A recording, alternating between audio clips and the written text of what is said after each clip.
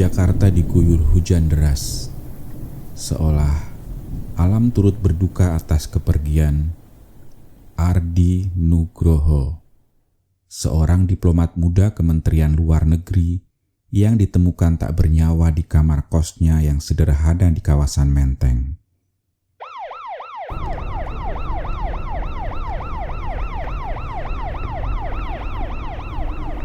Di tengah hiruk pikuk sirene polisi dan kerumunan warga yang penasaran, seorang detektif veteran bernama Bramantio Wijaya melangkah masuk.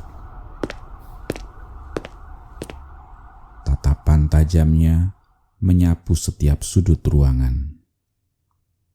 Ardi ditemukan tergeletak di lantai.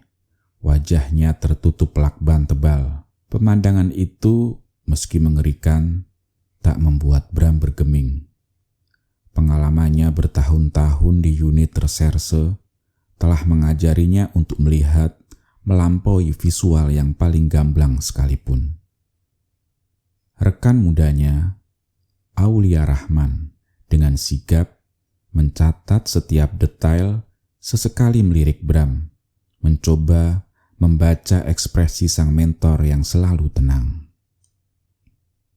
"Lapor komandan, korban bernama Ardi Nugroho, 39 tahun, diplomat aktif, akan segera dipindah tugaskan ke Eropa," lapor Aulia sembari menyerahkan berkas pribadi korban.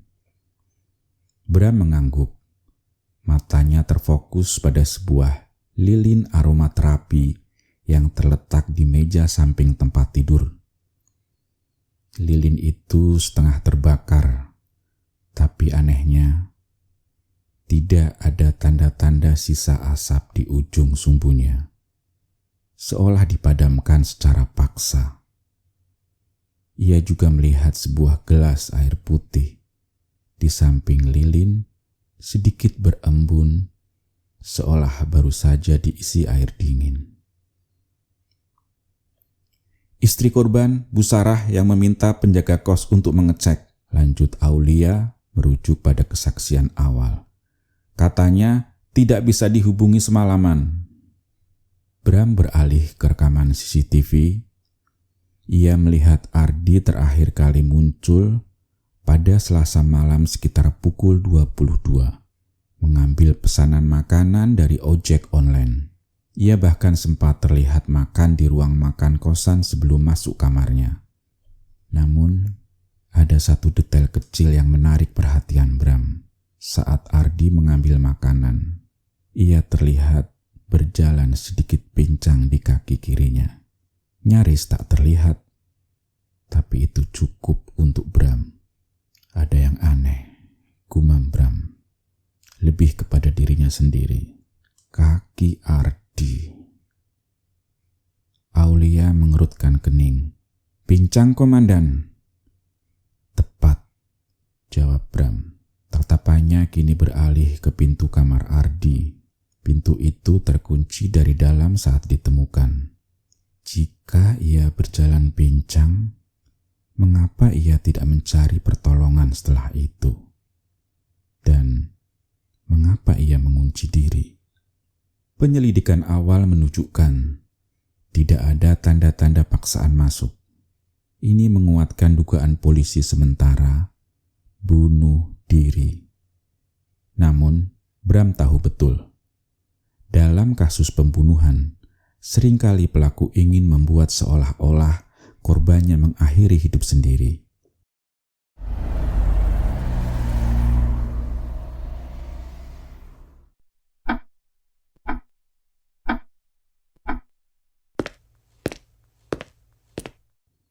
Malam harinya, di kantor polisi yang sepi, Bram dan Aulia meninjau ulang semua bukti.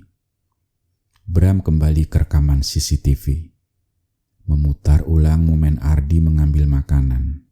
Kali ini ia memperlambat dan memperbesar gambar. "Lihat Aulia," kata Bram, menunjuk pada sepatu Ardi. Ada noda tanah kering yang samar di bagian tumit kiri sepatu Ardi.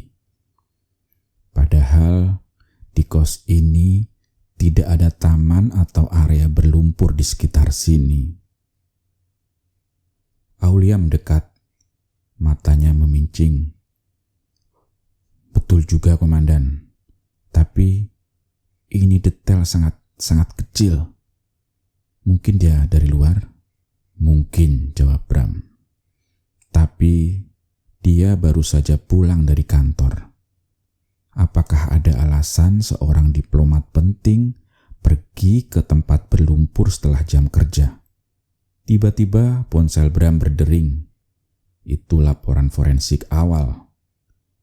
Hasil toksologi menunjukkan jejak obat penenang dalam sistem saraf Ardi, meskipun dalam dosis rendah yang tidak mematikan. Obat penenang? Aulia terkejut. Jika dia ingin bunuh diri, kenapa dosisnya rendah? Dan kenapa harus pakai lakban? Bram tersenyum tipis. Pertanyaan bagus, Aulia. Mari kita ulangi rekaman CCTV terakhir sebelum dia masuk kamar. Fokus pada hal-hal yang mungkin terlewatkan. Mereka memutar ulang rekaman. Ardi tampak lelah, tapi tidak ada tanda-tanda mencurigakan. Namun, pada saat penjaga kos melintas dan sembari menoleh ke arah kamar Ardi, ada pantulan cahaya samar dari gagang pintu. "Stop!" seru Bram. Perbesar gambar gagang pintu itu." Di layar tampak samar sebuah goresan kecil dan baru di gagang pintu. Goresan itu tidak seperti goresan karena kunci, melainkan lebih mirip gesekan benda keras, seperti logam atau bahkan perhiasan. "Ini aneh," kata Bram. "Jika Adi mengunci pintu dari dalam, mengapa ada goresan di luar? Dan mengapa tidak ada sidik jari orang lain di gagang pintu itu?" Aulia tampak berpikir keras. "Komandan, apakah mungkin seseorang lain yang mengunci pintu dari dalam?" Bram mengangguk perlahan. "Itu yang kita akan cari tahu." Dan noda tanah kering di sepatu Ardi, lilin yang padam secara paksa, dan obat penenang, semua ini bukan kebetulan. Ia lalu menatap Aulia dengan serius. "Kita akan menghubungi istri korban lagi. Dan kali ini kita akan bertanya tentang cincin atau perhiasan yang dia atau Ardi kenakan."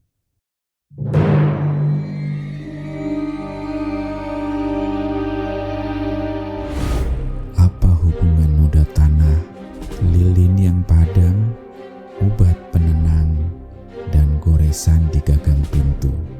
Siapakah orang terakhir yang berkomunikasi dengan Ardi selain istrinya? Dan apa rahasia gelap yang disembunyikan di balik kematian misterius sang diplomat? Nantikan episode selanjutnya.